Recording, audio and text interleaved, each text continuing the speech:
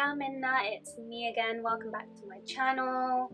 So, as you've probably already guessed by the title, this video is going to be about the anime called The Great Pretender. It's a Netflix original anime, so if you have Netflix, if you don't, I think you should watch it regardless. So I'm going to be talking about the first half of the first season because the second half is going to be coming out this Wednesday on the 25th of November, which is why I'm doing this video now, because what better time to try and get as many of you guys into watching it just before the next half comes out, you know? Or you can just watch it all in one go because that's what Netflix is basically about, binging, right? So yeah, The Great Pretender is a great anime, obviously, otherwise I wouldn't be telling you guys to watch it. But it's basically about this small-time con man in Japan who obviously goes around conning people, and what he doesn't realise is that the conning world is so much bigger than what he does, you know, rather than like small things like tricking tourists here and there that he does.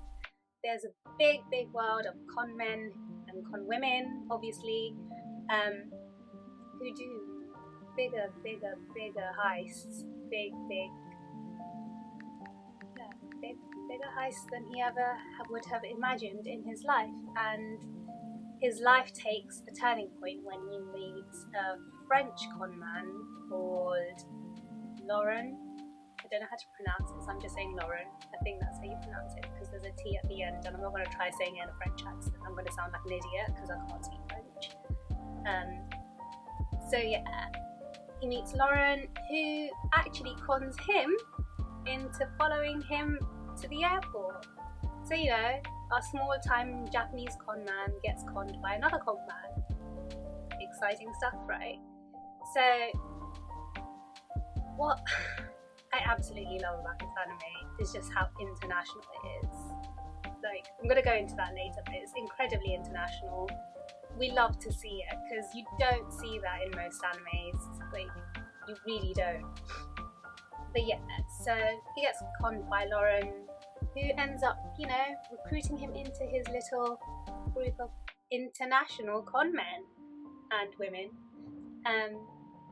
without him even realising. I mean, he eventually realises, but he kind of, by the time he realises, it's a bit too late because he's on a flight to America. Yeah, exactly. So, yeah, what the whole story is about Laurent and our main character, Edamura, or as Laurent likes to call him, Edamame, you know, the little green bean stuff that you have as a starter. But yeah, and their group of friends who go around the world. So in the first season we get to see Singapore, Japan obviously, London, Los Angeles. It's great, it's actually great because you feel like, especially in 2020 when most of us haven't travelled, you feel like you're travelling with them around the world. So yeah, I definitely recommend it. If you're into heist animes, if you're into action, this is very real life-esque. Obviously there's things that you're just a bit like, that doesn't make sense, how does that work in real life? But you know, you kind of like pass it off because that's what movies and anime are about. It's basically kind of like, if you think the anime version of Ocean's 11, that's what The Great Pretender is basically, or any other heist movie you can think of out there. So yeah, if you're like, I feel like this anime, if you're not into anime, you will definitely love it regardless because it's such a well done story. It's very gripping. But I'm just gonna jump right into the things that I absolutely love about this anime, other than the story, which I'm gonna get to at the end because I've already ranted about it for 4 minutes now already, I think. But yeah, the first thing that anyone will notice about The Great Pretender is the animation. It is incredible. Genuinely, I feel like the first thing you notice in any anime, obviously, it's the first thing you see before you even get into the story. The character designs, the background designs, those are all things that attract you at first sight. And I feel like The Great Pretender does that so well because it's so different from most other anime, the animation style. It's a lot sharper rather than the typical rounded faces that give the whole cutesy anime vibe. It doesn't have that, so it attracts like the older audiences as well as those who don't watch anime. I don't think they'd be too put off by the animation style because it fits a more sort of Western like style of anime as opposed to the standard anime, Japanese anime style of animation. For example, they don't have the whole cute big eyes kind of character designs either. And the thing that I absolutely loved the most was the colour scheme. Honestly, the colour scheme, it was just stunning to see on screen because it's like they just, coloured in all these background designs and the character designs and just put the contrast right up, but not in a bad way where it hurts your eyes, but in a way where everything looks so incredibly vibrant and sharp. And I think that's what I loved about the animation style. It was so different and it was so exciting to see. When you see something different, you're like, wow, what is this? It's so unique.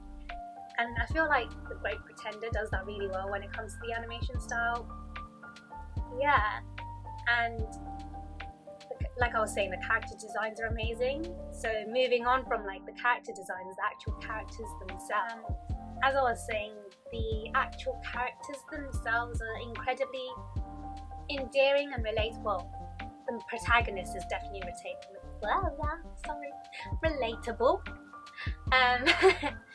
Is definitely relatable. And every single one of the main core group of characters you really empathize with, and you love seeing their journey and finding out more about who they are and their backgrounds, because that contributes to why they do what they do. So for example, Edamura, as I was saying, his nickname is Edamame, and he was a small-time Japanese con artist. He didn't do big cons, so he didn't know what was out there in the world. So he's very naive when it comes to the con world, ironically being a con man himself. And I feel as though we as the audience relate to him as the protagonist, because I highly doubt, or I hope, that most of us aren't into conning people. But, as we learn with Edamura or Edamame, the intricacies of the con world and how to go about things, and learning about, for example, the first arc is about a big time mafia in Los Angeles who deal with like cocaine and all these other types of like class A drugs. And you basically learn about how a drug ring works. And again, I don't want to give too many spoilers away or too much away, but how these group of con artists consisting of Lauren and Edamura and their group of people, how they step in and deal with the situation. So that's quite interesting to see. And then Edamura, who obviously hasn't ever dealt with drugs before, coming to terms with having to deal with a mafia, which he's never dealt with, a drug circle, again, which he's never dealt with foreigners, again, which he's had little contact with. It's all a like culture shock for him, I guess, and it makes him question his morals. Like, I feel as though some con men probably have morals, I don't know, but Edamura himself, he obviously has a set of morals, and one of them was not being involved in drugs and having to compromise on that with this group that he's now involved in. It's just a journey of seeing how Edamura grows as a con man, from starting off, very small and naive, to going on to bigger heists across, literally across the world for him, which is a very different experience for him. And then you have Lauren, who again is another endearing character. He's a smooth talker, so that's what makes him attractive as a character, someone who's smooth. He always has his shit together, he knows what he's doing, and everything seems to, so far at least, works out the way he anticipates it. And the way Lauren anticipates things isn't always the way Edamura anticipates things, and because we're in the protagonist's shoes, we end up going through all these plot twists and turns and see things that we never expected, which obviously keeps Edamura on his toes, and in turn keeps us as the audience on our toes, because we're just like, what is Lauren thinking? You know? But you can't help but like him as a character. And then my favourite character personally, out of the core group of con men, or con women, sorry, because it's a she, Abigail. She's my favourite character. She's very brash, she's very like, you know, she's just not the most friendliest of people, but again, according to Japanese terms, she's a tsundere, so she comes across as really like difficult and harsh and not friendly, but really deep down she looks out for her people without meaning to, and that's what makes her endearing, the fact that she always has, as much as she says she doesn't have Lauren's back, she has Lauren's back. And you can just tell from her actions and the way she goes about things, and the reason why she's involved in all of this. Again, we get to see Abigail's backstory eventually in the first half of this season. Again, I don't want to give too much away, but she is a very interesting character, and we find out why she is the way she is, and again, as I was saying, why she does what she does. And the same goes for Cynthia, which is, she's a very classy lady. She's very similar to Lauren in the sense that she has her shit together, but then there are times where she doesn't, and even then she just deals, for me personally, I think she deals with it in a classy manner. And again, in a way similar to Abigail, she'll come across sometimes as cold, but she doesn't come across as harsh or uncaring. She just comes across as withdrawn and very not associated with the people around her, which makes her endearing because you want to know more about her, and you find her to be a mysterious character up until again we find out what her backstory is. So at this point in time, in part 1, we know everyone's backstory except Lauren's, which makes him the most mysterious and intriguing character at the moment. But seeing everyone else's backstories doesn't take away from the fact that they're intriguing, or doesn't take away from your interest in them as characters, because as you find out more about them, the more you empathize with them, and the more you're willing to go on this journey of putting people across the world kind of vibes. So yeah, the animation and the characters honestly are the two biggest factors as to why you need to watch The Great Pretender. And throw in all the action and the hype, it's so worth it. And like I was saying, I just love how international this anime is, which a lot of other animes don't have. And I feel as though you can see that in the 4 core characters. You can see that in Lauren, you can see who's French, you can see that in Abby who's Iraqi, you can see that in Edamura who's Japanese, you can see that in Cynthia who's English. Like, you have all these different characters from across the world, and seeing them mesh together and somehow work as some sort of weird dysfunctional family. It's so interesting to see that, and how their cultures differ.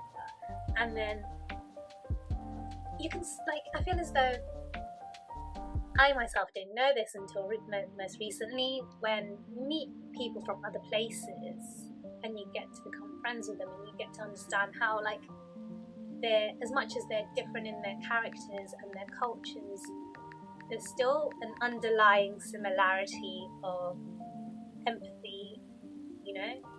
And you see that so well done in The Great Pretender. It's watch it. And why would you not want to see an anime that literally goes across the world, from Japan to LA to London to Singapore, my favourite city? I loved that arc. The Singapore arc I loved, and I kept seeing the Marina Bay Sands, so I was like, oh my god, this Singapore. But yeah, I definitely recommend it, and each arc is just as interesting as the last so far, I think. Although I did think some arcs were better than others, but all of them were interesting across the board.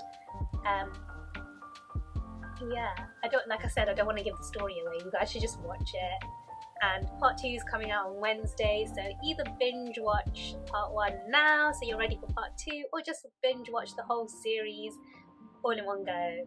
I recommend it. You'll be doing yourself a favour. Watch The Great Pretender. Bye! Also, before saying bye, I already said bye, but yeah, please like, comment and subscribe. Your girl is trying to make moves out here. Bye!